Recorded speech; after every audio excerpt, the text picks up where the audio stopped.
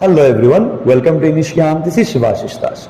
Today I have come up with 5 important questions of prepositions that will be very useful for you for various competitive examinations like the ADRE and various other ones.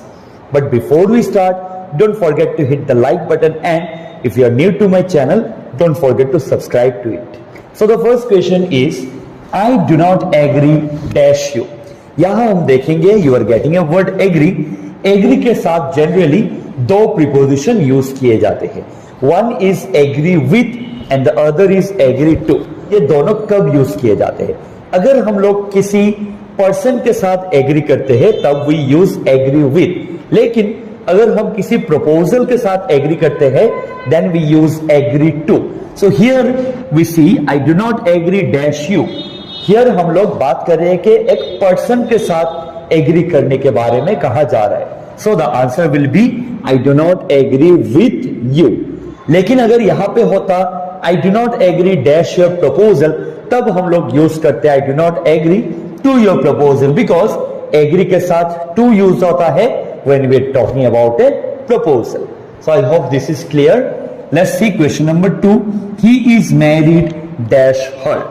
हमको यहां पे याद रखना होगा कि whenever you get the word marry, अगर यह sentence passive voice में दिया है तो हम लोग हमेशा मैरी के साथ टू यूज करते हैं. रिपीट, अगर सेंटेंस पैसिव वॉइस में दिया हुआ होता है, मतलब अगर सेंटेंस में एक ऑक्सिलरी वर्ब होता है और वर्ब का थर्ड फॉर्म होता है दैट इज पास्ट पार्टिसिपल होता है, तब हम लोग मैरी के साथ हमेशा टू प्रीपोजिशन यूज करते हैं. So here also the sentence is passive क्योंकि यहाँ पे auxiliary verb है और verb का third form है. That is why we have to use to. So the answer will be he is married to her. And अगर passive voice में नहीं होता है, अगर active voice में होता है, then we don't use any preposition. Like he married her. हम लोग नहीं कहेंगे कि he married to her. Let's see question number 3. We should believe dash God. मतलब हमको गॉड में बिलीव करना चाहिए और बिलीव के साथ प्रीपोजिशन इन यूज होता है. So the answer will be we should believe in God.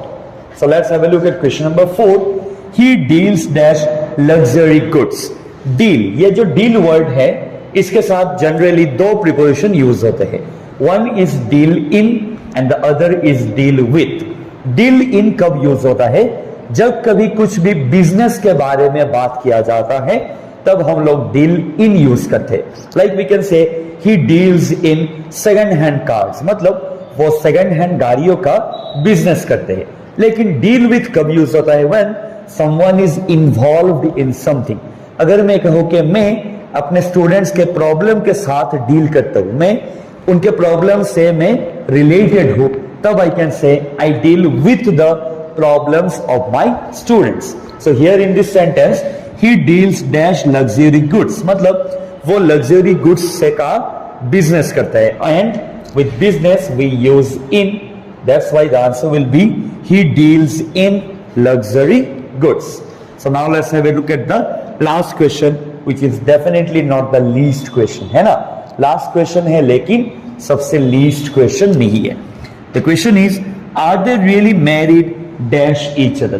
Again you are getting the word marry and अगर ये सेंटेंस को हम लोग देखें, यहाँ पे ऑक्सिलरी वर्ब भी है और वर्ब का थर्ड फॉर्म भी है, which again means that the sentence is passive. और पैसिव फॉर्म में अगर सेंटेंस हो और उसमें अगर मैरी हो तो we use the preposition to. So the answer will be are they really married to each other. I hope आप सभी को ये 5 सेंटेंसेस समझ में आए होंगे. अगर आपको सच में समझ में आया है ये सब कुछ तो प्लीज वीडियो के कमेंट बॉक्स में लिखिए कि यस हमको समझ में आया है. And if you still have any questions you can ask the questions in the comment section below. And ऐसे ही इंग्लिश के डिफरेंट टॉपिक्स के ऊपर और ग्रामर के डिफरेंट टॉपिक्स के ऊपर अगर आपको वीडियो चाहिए then stay tuned to English Gyaan. Keep learning and keep sharing. Thank you.